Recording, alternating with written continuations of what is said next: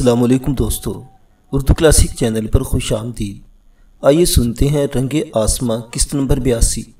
معزز سامعین سے امید کی جاتی ہے کہ ویڈیو کو لائک کریں اور چینل کو سبسکرائب بھی کر دیں، شکریہ۔ وائٹ فالکن کے کپتان کنگ برڈ کی طرف سے مایوس ہونے کے بعد چیتن شرما مایوس نہیں ہوا تھا۔ اسے ابھی تک ناگرا اور راج محل کے اچانک اور حادثاتی سیاسی اور غیر سیاسی حالات بدلنے کی کوئی خبر نہ تھی، اور ہوتی بھی کیسے، وہ تو بحری جہاز میں محو سفر تھا۔ اس نے جب دیکھا کہ بنگال کا ایک مسلم نوجوان شفیق سوجنا میں غیر معمولی دلچسپی لیے ہوئے ہے، نیز وہ اس گورے بدماش نوجوان رابرٹ سے بھی بھڑ چکا تھا۔ چیتن شرما نے فرنگیوں والی چال چلی، یعنی دشمن کے دشمن سے دوستی۔ مجھے تمہاری مدد کی ضرورت ہے نوجوان۔ وہ اس کے پاس جا پہنچا۔ اس وقت شام سمندری ہواؤں میں لپٹ کر رات کا راگ الاپنے میں مصروف تھی۔ بیشتر مسافر خلاف معمول اپنے کیبنوں میں موجود تھے۔ خلاف معمول اس لیے کہ ان کے کیبنوں کی مرمت ہو چکی تھی۔ وہ 2-1 راتوں تک بحال میں پڑے رہے تھے۔ اب کیبن نصیب ہوتے ہی وہ زیادہ تر اپنا وقت وہیں گزارنے لگے تھے، ورنہ اس خوبصورت سمندری شام اور اسرار بھری رات کے مسحور کن مناظر کا لطف لینے اور چائے کافی پینے کے لیے عرشے پر ہی موجود ہوتے۔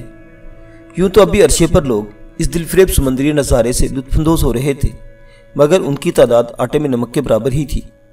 ان میں شفیق بھی موجود تھا، جبکہ اس کا باب مقبول اپنے کیبن میں آرام کر رہا تھا۔ بدلتے ہوئے سمندری موسموں نے اسے کچھ بیمار سا کر دیا تھا۔ بہر کیف چیتن شرما کی بات پر شفیق خیالوں سے چونک کر اس کی جانب مڑا۔ اس کے عقب میں ریلنگ کے پار اٹھلاتی موجوں کی روانی پر ایک سرسری سی نگاہ ڈالنے کے بعد چیتن شرما نے مکارانہ مسکراہٹ کے ساتھ اس کی جانب مسافر کے لیے اپنا ایک ہاتھ بھی بڑھا دیا۔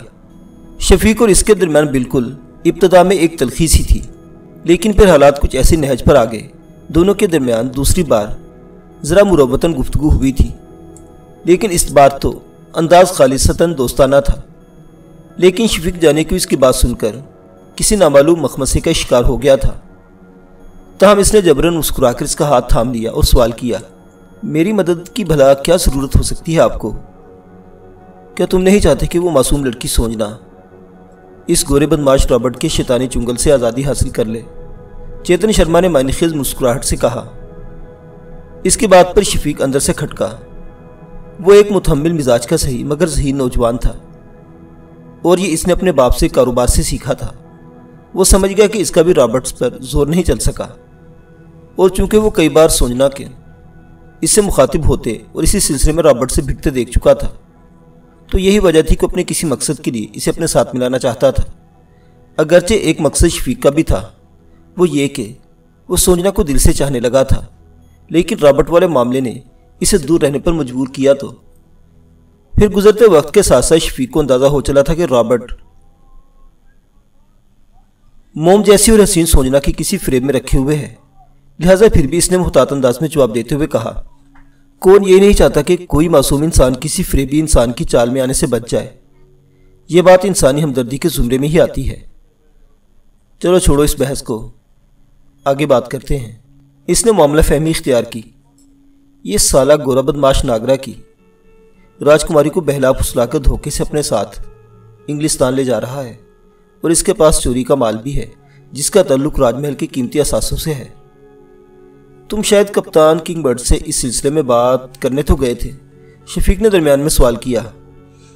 ہاں، چیتن شرما نے ایک ہمکاری خارج کرتے ہوئے کہا، مگر وہ بھی سالہ ایک گورا ہی ہے، اور اس نے رابرٹ کی حمایت کی تھی۔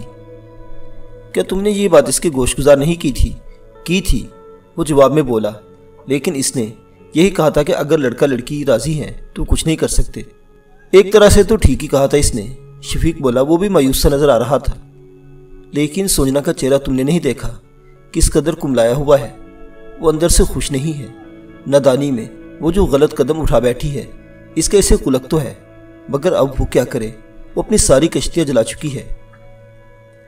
پھر ہمیں کیا کرنا چاہیے؟ شفیق نے سوالے نظروں سے چیتن شرما کی طرف دیکھا۔ تم میرا ساتھ دو، ہم اسے لندن میں گھیرنے کی کوشش کریں گے۔ بنگم پیلس میں ہماری ریاست کے ایک سیاسی ایجنٹ اشوک کھٹپال موجود ہے۔ میں خود ناگرا کے ایک اعلیٰ عہدیدار کی حیثیت رکھتا ہوں۔ بنگم پیلس میں میری رسائی ہے، چیتن بولا۔ شفیق اس کی بات پر بے تاثر انداز میں مسکرایا اور اسی لہجے میں بولا، جب تم خود اتنی بڑی حیثیت کے مالک ہو تو پھر میری ضرورت تمہیں کیوں پڑ گئی ہے؟ چیتن لاجواب ہو کر منہ بنا کر بولا، میں تو سمجھا تھا کہ تم بھی میری طرح ان غاصب گوروں سے نفرت کرتے ہوگے، جنہوں نے نہ صرف ہماری سرزمین پر قبضہ کیا بلکہ ہماری عزت دار خواتین کو بھی ورغلا کر ان کے قیمتی ورثے سمیت بھگا کر لے جا رہے ہیں۔ شفیق اس کی بات پر مسکرایا۔ وہ اس کی مکاری سمجھ رہا تھا کہ چیتن اسے غیرت دلا کر اپنا کام نکالنا چاہتا ہے۔ یہی نہیں، وہ یہ بھی سمجھتا تھا کہ وہ اس کے پاس مدد کے لیے کیوں آیا ہے، کیونکہ اس مکار چیتن شرما کو اس حقیقت کا اندازہ ہو چلا تھا کہ وہ سوجنا کو پسند کرتا ہے۔ اسی کے آدمی سے اکسا کر پہلے اپنا الو سیدھا کرے اور بعد میں اپنی راہ لے۔ شفیق نے اسی لیے محتاط انداز اختیار کر رکھا تھا۔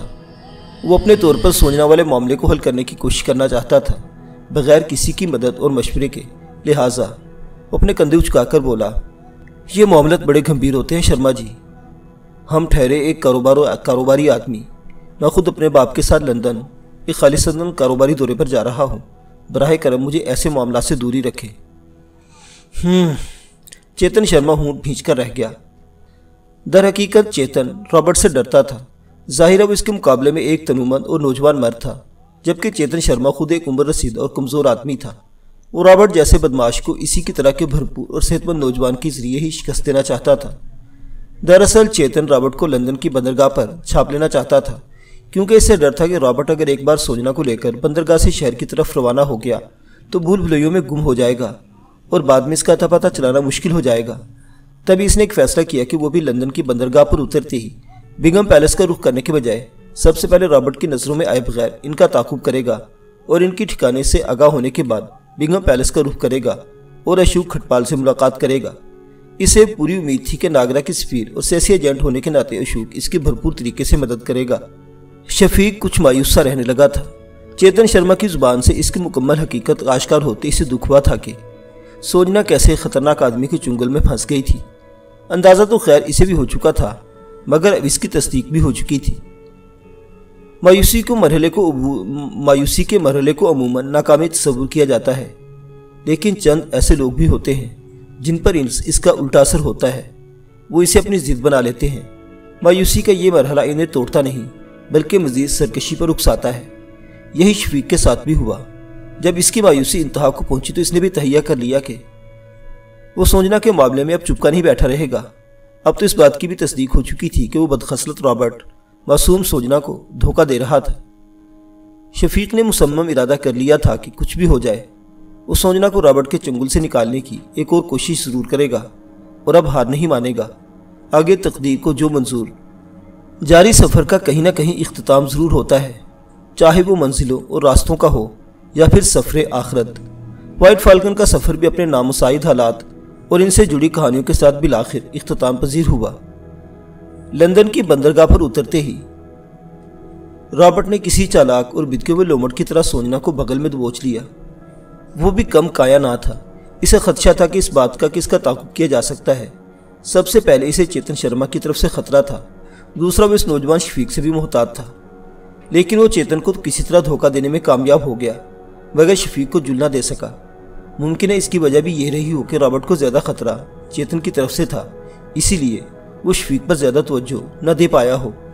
سوجنا بالآخر خوش قسمتی یا بدقسمتی سے رابرٹ کے ساتھ لندن پہنچ چکی تھی، لیکن یہ عجیب بات ہی تھی کہ جس سرزمین پر پہنچنے کے اس نے رابرٹ کے ساتھ خواب دیکھے تھے یا اسے دکھلائے گئے تھے وہ سوجنا کو ایک آنکھ نہ بھائے۔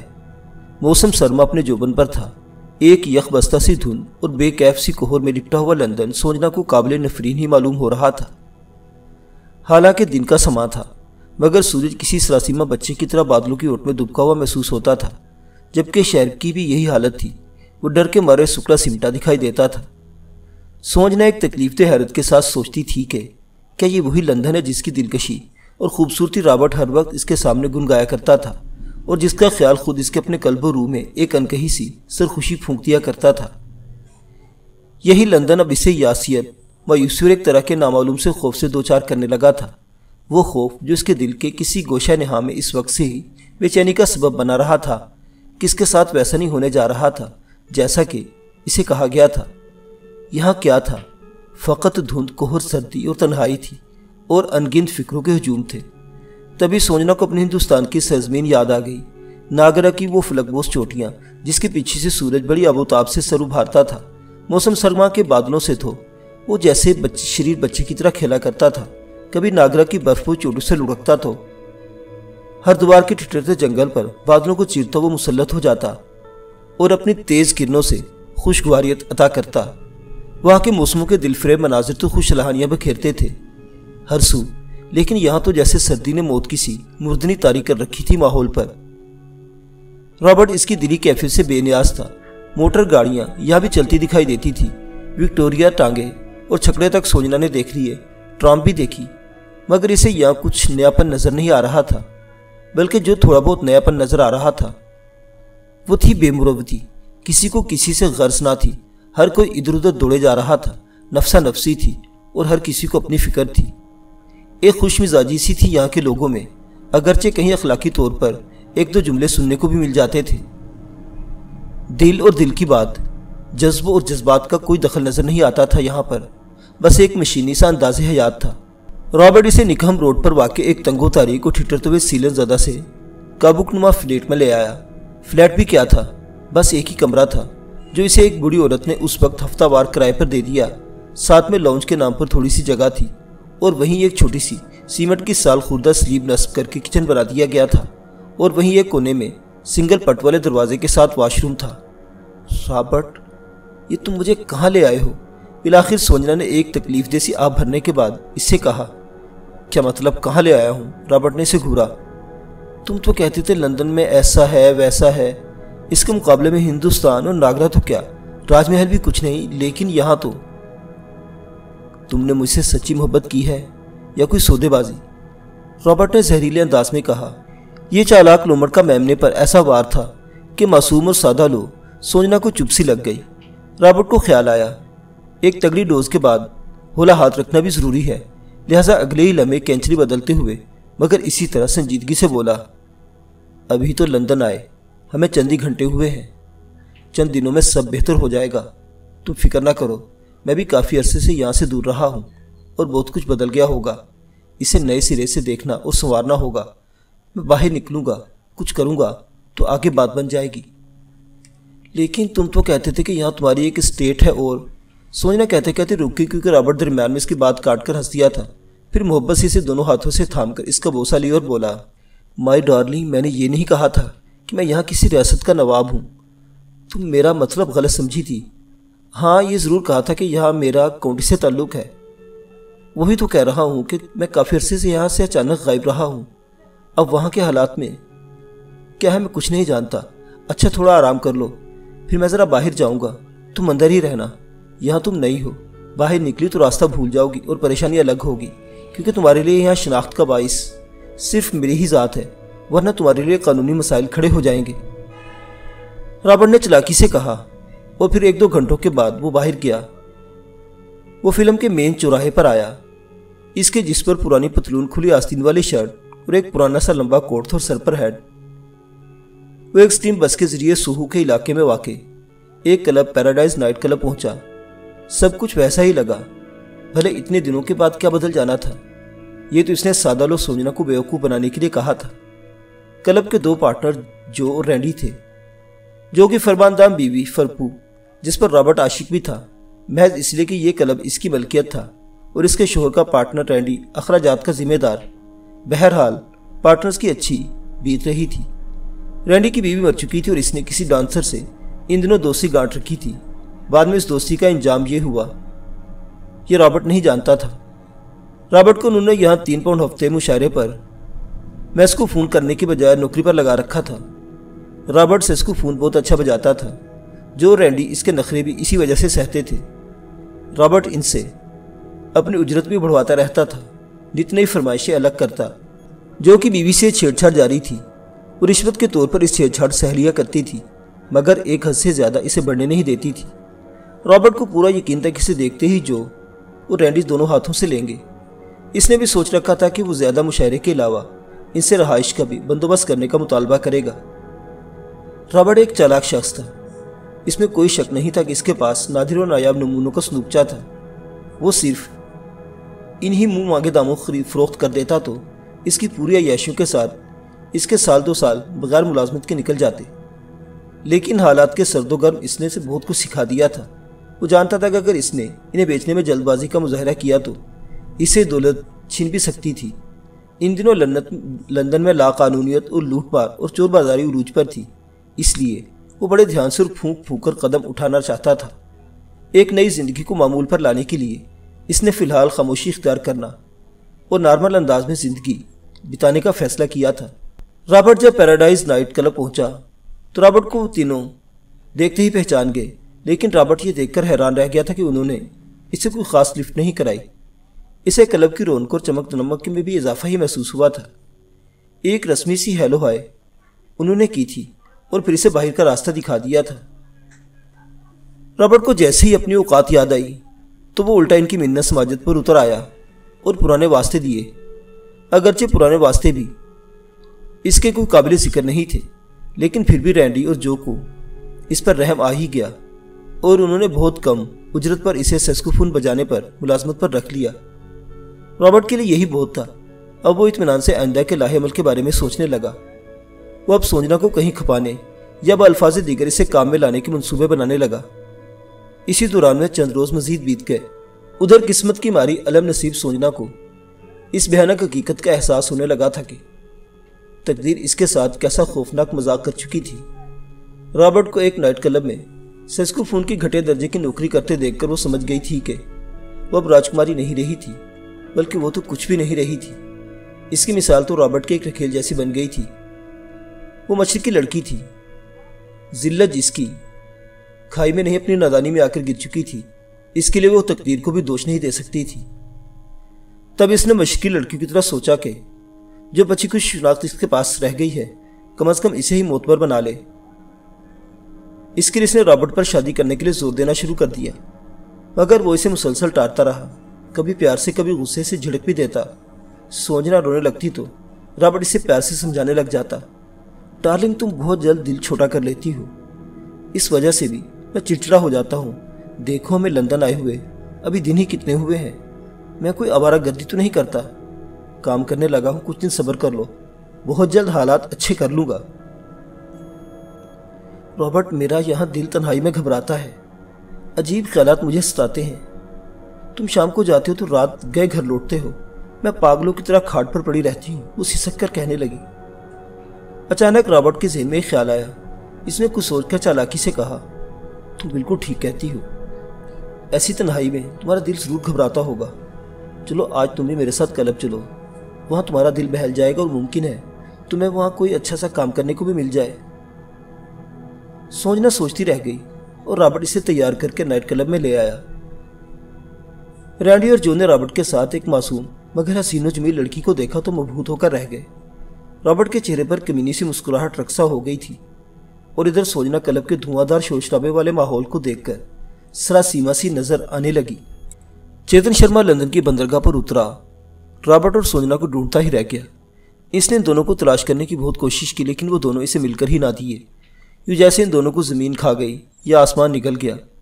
وہ بالآخر اپنا سا منہ لے کر بنگم پیلس کی طرف چل دیا، لیکن رابرٹ شفیق کو جل دینے میں ناکام رہا تھا۔ اس میں شفیق کا سوجنا سے دلی لگاؤ بھی تھا اور ایک جذبہ ہمدردی بھی کہ اس نے ان دونوں کو ایک پل کے لیے بھی اپنی آنکھوں سے دور نہیں ہونے دیا تھا۔ یوں اس میں اس کی چابک دستی کا بھی دخل تھا۔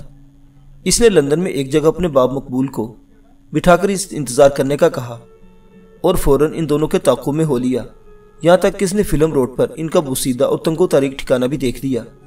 پھر سوچ کر کہ اب چونکہ اس نے سوجنا کا ٹھکانہ دیکھ ہی لیا ہے اور دوبارہ بھی یہاں آ سکتا ہے، تو پلٹ گیا اور اپنے باپ کو لے کر ان کے دوست مشتاق کیسرانی کے ٹھکانے کی طرف روانہ ہو گیا۔ معزز سامعین حضرات، یہ داستان ابھی جاری ہے، بقیہ واقعات اگلی قسط میں دیکھتے رہیے۔ اردو کلاسک۔ اللہ حافظ۔